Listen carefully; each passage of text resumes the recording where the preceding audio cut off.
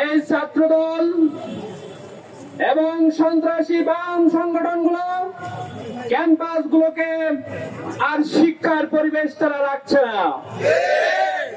ছাত্রলীগ যেমন হল দখলের কালচার চালু করছিল, ঠিক তেমনি ভাবে ছাত্রদল সে আবার হল দখলের কালচার শুরু করেছে। ছাত্রলীগের সন্ত্রাসীরা যেভাবে আমাদের বোনদেরকে ধর্ষণ করেছিল, ঠিক তেমনি ভাবে ছাত্র দলের সন্ত্রাসীরাও আবার ধর্ষণের কালচার চালু করেছে। ছাত্রলীগ প্রত্যেক জায়গায় চাঁদাবাজির কালচার চালু করেছিল, ঠিক তেমনি ভাবে আবারও আমরা দেখতে পাই সব জায়গায় একটা বিশেষ সংগঠন চাঁদাবাজের কালচার চালু করেছে। সন্ত্রাসী ছাত্রলীগকে যেমন এদেশের ছাত্র জনতা স্পষ্টভাবে তাদেরকে জবাব দিয়ে এদেশ থেকে তাদেরকে তাড়িয়ে দিয়েছে।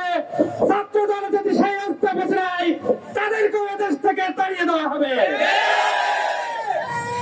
ধর্ষণকে এদেশে প্রশ্রয় দিতে চায় না আমরা, কোন ধরনের চাঁদাবাজকে এদেশে প্রশ্রয় দিতে চাই না।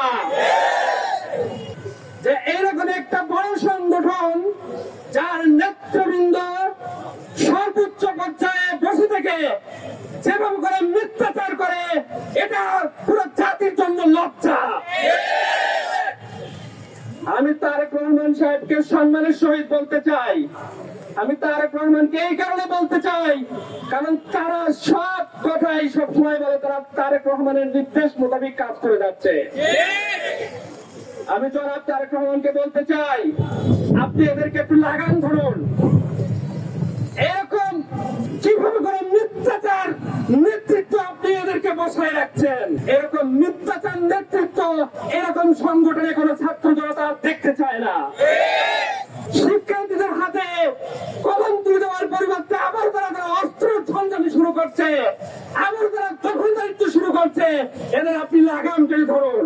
আবারও ছাত্রলীগের কালচার চালু করতে চাই, তাহলে তার বাচ্চা এদেশের ছাত্র জনতা আবারও নেবে। কিন্তু সাধারণ শিক্ষার্থীর হেল্প করার জন্য হেল্প ডেস্ক দিয়েছিল চট্টগ্রাম কমার্স কলেজে, তারা দরকার ছিল ছাত্রদল সেখানে আরেকটা হেল্প ডেস্ক দিয়ে তাদেরকে সাধারণ শিক্ষার্থীদেরকে সাহায্য করা। আমরা বলতে পারি না এটা চালাবাচ্চার দল, আমরা বলতে পারি না এটা হল দখলের দল, আমরা বলতে পারি না এটা টেন্ডারবাজির দল।